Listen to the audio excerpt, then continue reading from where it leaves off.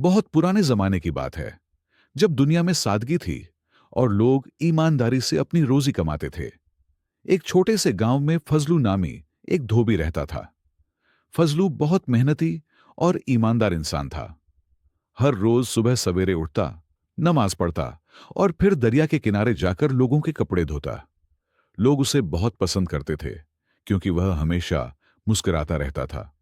फजलू की एक छोटी सी झोंपड़ी थी, जिसमें वह अपनी बूढ़ी मां के साथ रहता था। उसकी मां अक्सर बीमार रहती थी, लेकिन हमेशा अल्लाह का शुक्र अदा करती थी। फजलू अपनी मां की बहुत खिदमत करता, उनके लिए दवाइयां लाता और उनकी हर जरूरत का ख्याल रखता। जब भी फजलू परेशान होता, उसकी मां उसे समझाती कि सब्र से काम लेना चाहिए, क्योंकि अल्लाह सब्र करने वालों के साथ होता है। एक दिन सख्त गर्मी का मौसम था। फजलू रोज की तरह गांव के अमीर लोगों के कपड़े अपने सर पर लादे दरिया की तरफ जा रहा था। सूरज आसमान से आग बरसा रहा था और फजलू पसीने से तरबतर था। अचानक उसने रास्ते में एक बूढ़े मुसाफिर को बैठे देखा, जो बहुत थका हुआ और प्यासा लग रहा था। फजलू ने फौरन अपना सामान एक तरफ रखा और उस बूढ़े मुसाफिर के पास गया। उसने हाल पूछा तो बूढ़े ने बताया कि वह कई दिनों से सफर में है, भूखा और प्यासा है, और अब उसके पास आगे चलने की ताकत नहीं बची। यह सुनकर फजलू के दिल में उसके लिए रहम आ गया। फजलू ने तुरंत अपनी चमड़े की पानी की मश्क बूढ़े को दे दी और अपना खाना भी उसके सामने रख दिया, जो उसकी मां ने उसके लिए बनाया था। उसने कहा कि आप इत्मीनान से खाएं और पानी पिए। मैं आपको अपने घर ले चलता हूं, जहां आप आराम कर सकेंगे।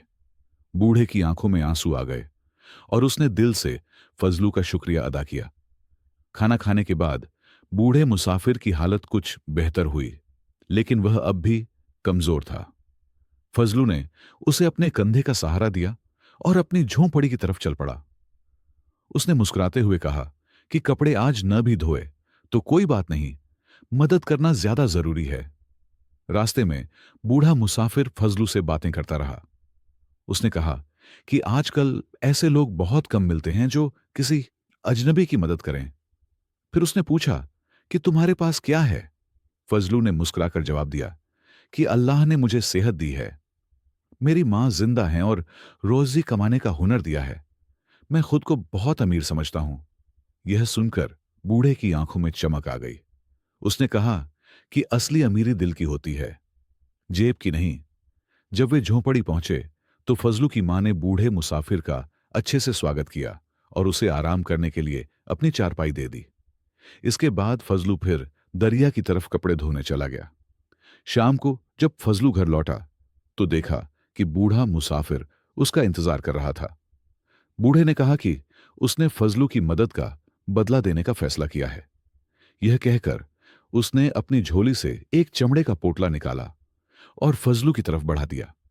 फजलू ने जब पोटला खोला तो उसमें एक चमकदार पत्थर था, जो धूप में नीले और हरे रंग की चमक दिखा रहा था। फजलू ने कहा कि उसने यह मदद किसी बदले के लिए नहीं की थी। बूढ़ा मुस्कुराया और बोला कि यह हीरा एक इम्तिहान है, इसे रखो, लेकिन याद रखना कि अल्लाह की मर्जी से ही इससे तुम्हारी किस्मत बदलेगी। इसलिए सब्र रखना और जल्दबाजी में कोई फैसला न करना। अगले दिन सुबह सवेरे फजलू उठा तो उसने देखा कि बूढ़ा मुसाफिर रात ही में चला गया था। फजलू के हाथ में वह चमकदार हीरा था, जिसे देखकर वह हैरान था। उसने अपनी मां को सारी बात बता दी। मां ने कहा कि यह अल्लाह की तरफ से उसकी नेकी का इनाम है और अल्लाह हर चीज का एक वक्त मुकर्रर करता है, इसलिए सब्र से काम लेना चाहिए। फजलू ने उस हीरे को अपनी झोंपड़ी की छत में बने एक छोटे से सुराख में छुपा दिया, ताकि किसी की नजर उस पर न पड़े। वह समझ नहीं पा रहा था कि उसके साथ क्या किया जाए। उसके दिल में सवाल था कि क्या वह इसे बेच दे, लेकिन उसे इसकी कीमत का अंदाजा नहीं था और उसे डर था कि कहीं कोई उसे लूट ना ले या धोखा ना दे दे। कई दिन गुजर गए और फजलू अपने रोजमर्रा के काम में लगा रहा। वह कपड़े धोता, लोगों के घर पहुंचाता और हलाल रोजी कमाता रहा। कभी कभी उसके जहन में हीरे का ख्याल आता, लेकिन बूढ़े मुसाफिर की बात याद आ जाती कि सब्र रखना और जल्दबाजी में कोई फैसला न करना। इसलिए वह सब्र का दामन थामे रहा। एक दिन गांव में एक ताजिर आया, जो कीमती पत्थरों की खरीद फरोख्त करता था। पूरे गांव में उसकी चर्चा होने लगी। फजलू के दिल में ख्याल आया कि शायद यही मौका है अपने हीरे को दिखाने का। लेकिन फिर उसने खुद को रोका और सोचा कि पहले और जानकारी हासिल करनी चाहिए, क्योंकि उसे जल्दबाजी नहीं करनी थी। फजलू ताजिर की दुकान पर गया और उससे आम बातचीत की। ताजिर ने उसे तरह तरह के पत्थर दिखाए और उनके बारे में बताया। फजलू ने गौर से सब सुना, लेकिन अपने हीरे का जिक्र नहीं किया। ताजिर ने कहा कि सबसे बेहतरीन हीरे वही होते हैं जो सूरज की रोशनी में कई रंग दिखाएं, खास तौर पर नीला और हरा। यह सुनकर फजलू के दिल की धड़कन तेज हो गई, क्योंकि यह बिल्कुल उसी हीरे की पहचान थी जो उसके पास था। उसने अपनी हैरानी छुपाते हुए पूछा कि ऐसा हीरा कितना कीमती होता है। ताजिर ने जवाब दिया कि ऐसा हीरा तो बादशाहों की दौलत के बराबर होता है, और वह उसके लिए अपना सारा माल देने को भी तैयार है। फजलू को यकीन हो गया कि उसके पास वाकई बहुत बड़ी दौलत है। वह घर लौट आया और सारा दिन सोचता रहा कि क्या अब उसे हीरा दिखाना चाहिए। अगर वह उसे बेच दे तो मां का इलाज करवा सकता है और एक अच्छा घर भी ले सकता है। लेकिन उसके दिल से आवाज आई कि अभी सब्र करना चाहिए। उसी रात फजलू की मां की तबीयत अचानक बहुत बिगड़ गई। उन्हें तेज बुखार चढ़ गया और दर्द से कराहने लगी। फजलू ने फौरन हकीम को बुलाया, लेकिन हकीम ने बताया कि उन्हें एक खास दवा चाहिए जो बहुत महंगी है, और फजलू के पास इतने पैसे नहीं थे। फजलू की आंखों से आंसू बहने लगे। उसके जहन में हीरा घूमने लगा और उसने सोचा कि अभी ताजिर के पास जाकर हीरा बेच देता है। लेकिन फिर उसे ख्याल आया कि ऐसे हीरे आम लोगों के पास नहीं होते और कहीं ताजिर उसे चोर समझ ना ले। आखिरकार फजलू ने यह फैसला किया कि वह उस रात मां के पास ही बैठेगा और सुबह अल्लाह से दुआ करके सही रास्ता चुनेगा। उसने मां को पानी पिलाया, उनके माथे पर ठंडे पानी की पट्टियां रखीं और दिल से दुआ मांगी कि अल्लाह उसकी मां को शिफा दे और उसे समझ अता करे कि इस हीरे का सही इस्तेमाल क्या है। अगली सुबह फजलू उठा तो उसने हैरानी से देखा कि उसकी मां का बुखार उतर चुका था। मां ने आंखें खोलीं और मुस्कुराते हुए कहा कि अल्लाह ने उनकी तकलीफें दूर कर दी है। फजलू ने दिल से अल्लाह का शुक्र अदा किया और सोचा कि यह उसकी दुआओं का असर है। फिर उसके जहन में हीरे का ख्याल आया और वह सोचने लगा कि अब भी सब्र करना चाहिए या कोई कदम उठाना चाहिए। उसी दिन गांव में यह खबर फैल गई कि वह ताजिर जो हीरे खरीद रहा था, रातों रात गांव छोड़कर चला गया है। लोग कहने लगे कि उसने कुछ लोगों को धोखा दिया था। यह सुनकर फजलू को यकीन हो गया कि अल्लाह ने उसे बड़ी मुसीबत से बचा लिया है, और उसने दिल ही दिल में शुक्र किया कि उसने जल्दबाजी नहीं की। कुछ हफ्ते गुजर गए और फजलू की मां की तबीयत लगातार बेहतर होती चली गई। एक दिन फजलू दरिया के किनारे कपड़े धो रहा था कि उसने देखा गांव का अमीर जमींदार अपने नौकरों के साथ उधर आ रहा है। जमींदार ने फजलू को देखा और पास आकर उससे कहा कि उसने उसके बारे में सुना है कि वह बहुत ईमानदार है। जमींदार ने बताया कि उसकी बेटी की शादी होने वाली है और उसने उसके लिए बहुत कीमती कपड़े खरीदे हैं। वह चाहता था कि फजलू ही उन कपड़ों को धोए, और अगर काम अच्छा हुआ तो उसे अच्छा इनाम दिया जाएगा। फजलू ने खुशी खुशी हामी भर ली और उसके दिल में उम्मीद जाग गई। फजलू ने जमींदार की बेटी के कीमती कपड़ों को बहुत ध्यान और मेहनत से धोया। उसने हर कपड़े को प्यार से साफ किया, खुशबू लगाई और सलीके से तह करके रख दिया। जब वह कपड़े वापस लेकर जमींदार के घर पहुंचा तो जमींदार और उसकी बेटी दोनों उसके काम से बहुत खुश हुए। जमींदार ने फजलू को 10 सिक्के इनाम में दिए, जो उसकी 1 महीने की कमाई के बराबर थे। इसके साथ ही उसने कहा कि अगले दिन उसके घर एक बड़ा मेहमान आने वाला है जो बादशाह का वजीर है, और वह चाहता है कि फजलू फिर आकर घर के कपड़े धोए। अगले दिन फजलू जमींदार के घर पहुंचा और कपड़े धोने लगा। तभी उसने देखा कि बाग में एक शख्स खड़ा है जो बहुत कीमती लिबास पहने हुए है। फजलू समझ गया कि यही वह वजीर है जिसके आने की बात हो रही थी, और वह उसे गौर से देखने लगा। वजीर ने फजलू से पूछा कि क्या वह यहां कपड़े धोता है। फजलू ने अदब से सिर झुकाकर जवाब दिया कि वह गांव का धोबी है। वजीर कुछ देर उसे देखता रहा और फिर बोला कि उसे उसकी आंखों में सच्चाई और ईमानदारी नजर आती है। वजीर ने फजलू से कहा कि वह उसे अपने साथ शहर ले जाना चाहता है, क्योंकि उसके महल में कीमती कपड़ों के लिए एक अच्छे धोबी की जरूरत है। यह सुनकर फजलू हैरान रह गया, क्योंकि यह तो उसके ख्वाब से भी बढ़कर था। लेकिन उसी वक्त उसे अपनी मां का ख्याल आ गया। फजलू ने नम आंखों से वजीर को बताया कि उसकी मां बीमार है और वह उन्हें छोड़कर नहीं जा सकता। वजीर ने उसके कंधे पर हाथ रखा और कहा कि वह फिक्र न करे, क्योंकि उसके साथ बादशाह का खास हकीम है जो उसकी मां का इलाज करेगा, और फिर वह दोनों शहर चलेंगे। फजलू ने दिल में सोचा कि शायद यही उसके सब्र का फल है जो अल्लाह ने उसे अता किया है। फजलू ने अपनी मां से वजीर की पेशकश के बारे में बात की। मां ने उसे दुआ दी और कहा कि यह अल्लाह की तरफ से उसके सब्र का इनाम है और उसे अपने उसूलों पर कायम रहना चाहिए। अगले दिन वजीर का हकीम आया और उसने फजलू की मां को दवाइयां दी। फिर फजलू और उसकी मां को शाही गाड़ी में बैठाया गया और वे शहर की तरफ रवाना हो गए। शहर में दाखिल होते ही फजलू हैरान रह गया। उसने पहले कभी इतने बड़े मकान, इतनी दुकानें और इतने लोग एक साथ नहीं देखे थे। वजीर ने उन्हें रहने के लिए एक खूबसूरत मकान दिया, जहां फजलू और उसकी मां बस गए। मां के लिए अलग कमरा था और हकीम रोज आकर उनका इलाज करता था। अगले दिन फजलू को महल ले जाया गया।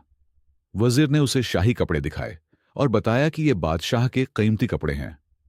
फजलू ने अदब से सिर झुकाया और कहा कि वह पूरी मेहनत और ईमानदारी से काम करेगा। वजीर ने मुस्कुराकर उसे एक सोने का सिक्का इनाम में दिया। महल में फजलू के लिए एक खास कमरा तय किया गया, जहां वह कपड़े धोता था। उसने हर कपड़े को ऐसे धोया जैसे वह कोई अनमोल खजाना हो। उसके हाथों की सफाई और हुनर से कपड़ों की चमक और बढ़ जाती थी और दरबारी उसके काम की तारीफ करने लगे। एक दिन जब फजलू शाही कपड़े धो रहा था, तो उसने महसूस किया कि एक कपड़े में कुछ फंसा हुआ है। गौर से देखने पर पता चला कि वह एक छोटा सा सोने का जेवर है। फजलू समझ गया कि यह किसी दरबारी का होगा और उसने बिना देर किए वजीर को बुलाकर वह जेवर उन्हें सौंप दिया। वजीर ने फजलू की ईमानदारी की बहुत तारीफ की और बताया कि यह जेवर बादशाह की बेटी का है, जो कहीं खो गया था और पूरे महल में उसकी तलाश हो रही थी। वजीर फजलू को बादशाह के पास ले गए और बादशाह ने उसकी सच्चाई और ईमानदारी को सराहा। बादशाह ने फजलू को 100 सोने के सिक्के इनाम में दिए और उसे महल का खास धोबी मुकर्रर कर दिया।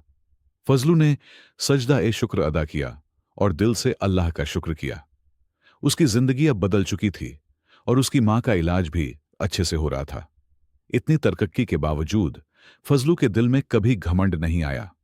वह हर वक्त अल्लाह का शुक्र अदा करता और अपनी मां की खिदमत करता रहा। उसने आसपास के गरीब लोगों की मदद भी शुरू कर दी, क्योंकि वह जानता था कि यह सारी नेमतें अल्लाह की तरफ से हैं। एक रात जब फजलू सो रहा था, तो उसे अचानक उस हीरे का ख्याल आया जो बूढ़े मुसाफिर ने उसे दिया था। वह इतने दिनों से उस हीरे के बारे में भूल गया था। उसे याद आया कि वह हीरा उसकी गांव की झोंपड़ी में छुपा हुआ है। यह सोचकर फजलू बेचैन हो गया, क्योंकि वह उस अमानत को भूल नहीं सकता था। उसने फैसला किया कि वह वजीर से इजाजत लेकर अपने गांव जाएगा और हीरा वापस लाएगा। अल्लाह ने उसे बहुत कुछ दिया है और अब उसका फर्ज है कि वह उस अमानत की हिफाजत करे। यह सोचकर वह सुकून से सो गया। अगले दिन फजलू ने वजीर से अपने गांव जाने की इजाजत मांगी। वजीर ने वजह पूछी तो फजलू ने बताया कि उसे गांव से एक अहम अमानत लानी है। वजीर मुस्कुराया और उसने न सिर्फ इजाजत दी, बल्कि कुछ सिपाही भी साथ कर दिए, ताकि रास्ते में कोई परेशानी न हो। फजलू अपनी मां को शहर में छोड़कर वजीर के दिए हुए सिपाहियों के साथ गांव की तरफ चल पड़ा। रास्ते भर वह सोचता रहा कि अल्लाह ने कैसे एक गरीब धोबी की किस्मत बदल दी। उसके दिल में बार बार यही ख्याल आता रहा कि यह सब उसके सब्र का फल है और अब उसे हर कदम सोच समझकर उठाना चाहिए। जब फजलू गांव पहुंचा, तो उसे शाही लिबास में सिपाहियों के साथ देखकर लोग हैरान रह गए। गांव वालों ने उससे पूछा कि क्या वह सच में बादशाह के महल में काम करता है। फजलू ने सादगी से कहा कि यह सब अल्लाह की मेहरबानी है और वह आज भी खुद को उसी गांव का बेटा समझता है। फजलू अपनी पुरानी झोंपड़ी में गया और उस जगह पहुंचा जहां उसने हीरा छुपा रखा था। दिल जोर जोर से धड़क रहा था। जैसे ही उसने छत के सुराख में हाथ डाला, हीरा वहीं मौजूद था। फजलू ने राहत की सांस ली और अल्लाह का शुक्र अदा किया। उसे लगा कि हीरे की चमक पहले से भी बढ़ गई है। जैसे ही फजलू झोंपड़ी से बाहर निकला, एक आदमी ने उसे रोक लिया। वह वही ताजिर था जो पहले गांव में आकर लोगों को धोखा देकर भाग गया था।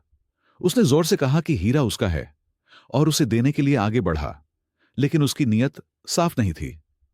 उसी वक्त शाही सिपाहियों ने ताजिर को पकड़ लिया। फजलू ने सच्चाई बयान की कि यह हीरा उसे एक बूढ़े मुसाफिर ने दिया था, जिसकी उसने मदद की थी। गांव के लोगों ने भी फजलू की ईमानदारी की गवाही दी और बताया कि ताजिर कितना धोखेबाज है। सिपाहियों ने ताजिर को गिरफ्तार कर लिया और फजलू ने हीरे को महफूज कर लिया। उसने गांव के गरीब लोगों में कुछ पैसे बांटे और कहा कि यह अल्लाह की तरफ से मिली नेमत में उनका भी हक है। लोगों की आंखों में खुशी और दुआएं दोनों थीं। फजलू फिर से शहर की तरफ रवाना हुआ। रास्ते में वह सोचता रहा कि अब इस हीरे के साथ क्या किया जाए। उसके पास अब इज्जत, रोजगार और सुकून था। इसलिए उसके दिल में ख्याल आया कि शायद इस कीमती अमानत की जगह बादशाह के खजाने में होनी चाहिए। शहर पहुंचकर फजलू अपनी मां से मिला और उसे हीरा दिखाकर सारी बात बता दी। मां ने ध्यान से सुना और कहा कि सच्चाई और ईमानदारी ही सबसे बेहतर रास्ता है और उसे यह हीरा बादशाह के पास पेश कर देना चाहिए। फजलू ने मां की बात दिल से मान ली। अगले दिन फजलू ने वजीर के जरिए बादशाह से मिलने का वक्त मांगा। हाथ में हीरा लिए जब वह कसर की तरफ बढ़ रहा था, तो उसके दिल में एक अजीब सी बेचैनी थी। उसने अल्लाह से दुआ की कि उसे सही फैसला करने की तौफीकत दे और फिर वह पूरे यकीन के साथ दरबार की तरफ चल पड़ा। बादशाह के दरबार में फजलू अदब से खड़ा था। उसने अपने हाथ में मौजूद हीरा बादशाह के सामने पेश किया और कहा, हुजूर, ये हीरा मुझे एक बूढ़े मुसाफिर ने दिया था। ये मेरे पास अमानत थी, लेकिन मैं महसूस करता हूं कि ये इतना कीमती है कि शायद आपके खजाने में ही इसकी जगह हो। बादशाह ने हीरे को अपने हाथ में लिया और गौर से देखा। बादशाह के चेहरे पर हैरत के आसार नुमायां हो गए। ये हीरा, बादशाह की आवाज में हैजान था, मैं इसे पहचानता हूं। यह हमारे खानदान का कीमती नीलम है जो सालों पहले चोरी हो गया था। बादशाह ने फजलू की तरफ देखा और पूछा कि यह उसे कहां से मिला। फजलू ने पूरी कहानी सुना दी कि कैसे उसने बूढ़े मुसाफिर की मदद की थी। बादशाह उठा और उसने फजलू के कंधे पर हाथ रखा। तुमने सिर्फ मेरा नीलम ही वापस नहीं किया, बल्कि तुम्हारी कहानी से मेरा दिल भी खुश हो गया है। सच्चाई और ईमानदारी की मिसाल आज बहुत कम देखने को मिलती है। फिर बादशाह ने अपने वजीर से कहा कि इस नीलम की हकीकत फजलू को बताओ। वजीर आगे आया और बोला, फजलू, ये नीलम सिर्फ एक कीमती पत्थर नहीं है, इसमें खानदानी तारीख छुपी हुई है। कहा जाता है कि इस नीलम में एक राज्य है। जो भी इसे अपने पास रखता है और सब्र और ईमानदारी से काम लेता है, अल्लाह ताला उसके नसीब में बरकत देता है। आज तुम्हारी कहानी इसी बात का सबूत है। फजलू समझ गया कि बूढ़े मुसाफिर ने उसे क्यों कहा था कि हीरे का राज सब्र से ही खुलेगा। अगर वो जल्दबाजी में इसे किसी को बेच देता तो शायद उसकी किस्मत में ये बरकतें न होती। फिर उसने कहा कि हुजूर, मुझे ये समझ नहीं आ रहा कि वो बूढ़ा आदमी कौन था जिसने मुझे ये नीलम दिया। बादशाह ने कहा, मेरा ख्याल है कि वो मेरे पुराने वजीर रहमान थे जो कई साल पहले गुम हो गए थे। उन पर खजाने की निगरानी की जिम्मेदारी थी और एक दिन वो इस नीलम के साथ लापता हो गए। हम समझते रहे कि शायद उन्होंने खयानत की है, लेकिन अब मुझे समझ आया कि वो दरअसल नीलम की हिफाजत कर रहे थे। बादशाह ने वजीर को आवाज दी और कहा कि हमें पता करना होगा कि वो बूढ़े मुसाफिर कहां हैं। वजीर ने जवाब दिया कि हुजूर, पूरे मुल्क में तलाश का हुक्म जारी कर दिया गया है। फिर बादशाह ने फजलू की तरफ देखा और कहा कि तुमने मेरे खानदान का नीलम वापस लाकर हम पर बहुत बड़ा एहसान किया है। फजलू ने सोचा कि उसके पास पहले ही बहुत कुछ है, अच्छी नौकरी, अच्छा मकान और मां का इलाज। उसने कहा, हुजूर, मेरे पास जो है वही मेरे लिए काफी है, मुझे कोई इनाम नहीं चाहिए। मैं अल्लाह का शुक्र अदा करता हूं कि मैं आपकी खिदमत के काबिल हूं। बादशाह फजलू की सादगी और कनात से बहुत मुतस्सिर हुआ। बादशाह ने कहा, फजलू, मैं तुम्हारी बात की इज्जत करता हूं, लेकिन एक चीज मैं जरूर करूंगा। मैं तुम्हें अपने दरबार में एक आला ओहदा देना चाहता हूं। तुम हमारे खजाने की निगरानी करोगे। तुम्हारी ईमानदारी और सब्र तुम्हें इस लायक बनाते हैं। फजलू हैरान रह गया। फजलू ने बादशाह का शुक्रिया अदा किया और घर आकर अपनी मां को सारा वाकया सुनाया। मां ने बेटे के सर पर हाथ फेरा और कहा, बेटा, ये तुम्हारे सब्र का फल है। तुमने हमेशा ईमानदारी और अखलाक से काम लिया और अल्लाह ने तुम्हें नवाजा। फजलू की आंखों में आंसू आ गए। अगले दिन से फजलू की नई जिंदगी शुरू हो गई। उसे शाही खजाने का निगरान मुकर्रर कर दिया गया। शाही खजाने में बेशुमार कीमती जवाहरात, सोना और चांदी थे। फजलू को समझाया गया कि कैसे हिसाब किताब रखना है और कैसे खजाने की हिफाजत करनी है। फजलू धूप से खजांची बन गया था, लेकिन उसके दिल में वही सादगी और ईमानदारी थी। फजलू रोजाना सुबह नमाज के बाद अपनी मां से दुआ लेकर महल जाता। उसकी मां अब बिल्कुल सेहतयाब हो चुकी थी। हकीम ने कहा था कि अल्लाह ने उन पर रहम किया है। फजलू हमेशा दूसरों की मदद करता। उसने अपनी पहली तनख्वाह से गांव में एक मस्जिद की तामीर के लिए पैसे भेजे और गरीब बच्चों के लिए एक मदरसा भी बनवाया। एक दिन महल में हंगामा मच गया। शहजादी का कीमती हार गुम हो गया था। बादशाह ने पूरे महल में तलाश लेने का हुक्म दे दिया। हर कोई परेशान था। फजलू को भी बुलाया गया, क्योंकि वह खजाने का निगरान था। शहजादी ने बताया कि वह कल बाग में गई थी और शाम तक वापस आई तो हार गायब था। फजलू ने शहजादी से कहा, घबराइए मत, हम अल्लाह की मदद से हार जरूर ढूंढ लेंगे। उसने बाग में जाकर छानबीन शुरू की। बाग में एक परिंदे का घोंसला नजर आया। फजलू ने देखा कि चमकदार चीजें घोंसले में चमक रही हैं। जब वह करीब गया तो देखा कि वहां शहजादी का हार मौजूद था। फजलू ने हार निकाला और बादशाह के पास ले गया। हुजूर, परिंदों को चमकदार चीजें पसंद होती हैं। शहजादी का हार बाग में एक परिंदे के घोंसले में था। बादशाह बहुत खुश हुआ। शहजादी ने फजलू का शुक्रिया अदा किया। बादशाह ने कहा कि उसे बहुत इत्मीनान है कि उसने फजलू को खजांची बनाया। कुछ महीने गुजर गए। एक दिन जब फजलू खजाने में काम कर रहा था, एक बहुत बूढ़ा आदमी महल में आया। सिपाहियों ने उसे रोका, लेकिन उसने कहा कि वह बादशाह का पुराना वजीर है। बादशाह को खबर दी गई। जब बादशाह आया तो उसने फौरन पहचान लिया और कहा कि वजीर रहमान, आप जिंदा हैं। बूढ़े वजीर ने कमजोर आवाज में कहा कि वह नीलम की हिफाजत कर रहा था। जब उसे खबर मिली कि कुछ लोग नीलम चुराने की साजिश कर रहे हैं, तो वह नीलम लेकर चला गया। उसने कई साल सफर किया और उसे महफूज रखा। फिर उसे एक ऐसे इंसान को दिया जो वाकई इसके काबिल था। बादशाह ने फजलू को बुलाया और पूछा कि क्या वह उसे पहचानता है। फजलू ने बूढ़े वजीर को देखा और चौंक गया। उसने कहा कि यही वह बूढ़े मुसाफिर हैं जिन्होंने उसे नीलम दिया था। बूढ़े वजीर ने मुस्कुराकर कहा कि वह फजलू को पहले से पहचानता था और उसे आजमाना चाहता था। बादशाह ने वजीर रहमान को दोबारा दरबार का मशीर बना दिया। बूढ़े वजीर ने फजलू को अपने पास बुलाया और कहा कि उसने उसे इम्तिहान में डाला था, लेकिन फजलू में वह सारे औसाफ थे जो एक बेहतरीन इंसान में होने चाहिए। उसने कहा कि वह चाहता है कि फजलू उसके साथ काम करे। फजलू खुशी से झूम उठा। उसने सोचा कि कैसे एक गरीब धोबी को अल्लाह ने सब्र के जरिए इतनी बुलंदी तक पहुंचा दिया। उस शाम फजलू ने अपनी मां के साथ अल्लाह का शुक्र अदा किया और कहा कि अब वह समझ गया है कि हीरे का राज क्या था।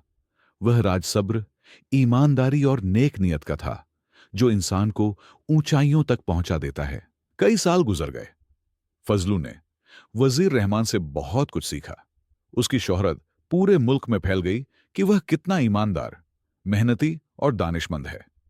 बादशाह उस पर बहुत भरोसा करता था। फजलू कभी नहीं भूला कि वह एक गरीब धूप था, जब भी कोई गरीब महल में आता, फजलू उसकी मदद करता और कहता कि अल्लाह ने मुझे भी ऐसी ही हालत से निकाला था। फजलू की मां अब बहुत बूढ़ी हो गई थीं, लेकिन वह हमेशा अपने बेटे को नसीहत करती कि बेटा, मकाम चाहे कितना भी बुलंद हो जाए, कभी मगरूर मत होना।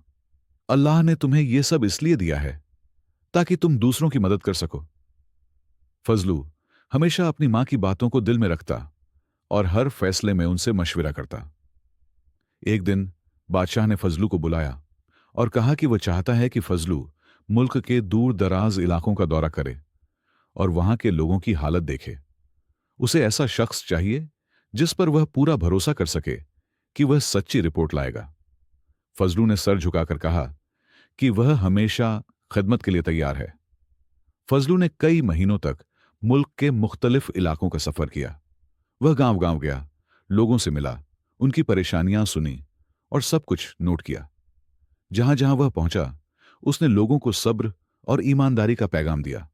वह कहता कि वह खुद एक धोबी था और सब्र, ईमानदारी ने उसे यहां तक पहुंचाया।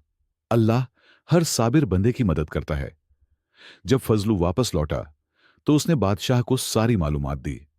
बादशाह ने उसकी ईमानदारी की बहुत तारीफ की और कहा कि उसकी वजह से वह अपनी रियाया की हालत बेहतर कर सकेगा। फजलू की सलाह पर गरीबों के लिए मुफ्त खाना, मुफ्त तालीम और सेहत की सहूलतें शुरू की गईं और लोगों की जिंदगी में आसानी आने लगी। एक दिन महल में बड़ा खतरा पैदा हो गया। दुश्मन फौज ने हमला करने की धमकी दी। बादशाह ने अपने तमाम मशीरों को जमा किया। वजीर रहमान बीमार थे, इसलिए फजलू को खास मशीर बनाया गया। फजलू ने अपनी समझदारी से बादशाह की मदद की और मशविरा दिया कि जंग के बजाय अमन की कोशिश की जाए। फजलू खुद दुश्मन के बादशाह से मिलने गया और अपनी हिकमत और दानिश से उसे कायल किया कि अमन दोनों मुल्कों के फायदे में है। दुश्मन बादशाह फजलू की अकल से इतना मुतस्सिर हुआ कि उसने जंग का इरादा छोड़ दिया। दोनों मुल्कों के दरमियान अमन का मुआहिदा हो गया और वापस आकर बादशाह ने फजलू को गले लगा लिया। सालों बाद जब बादशाह बहुत बूढ़ा हो गया तो उसने फजलू को अपना जानशीन बनाना चाहा।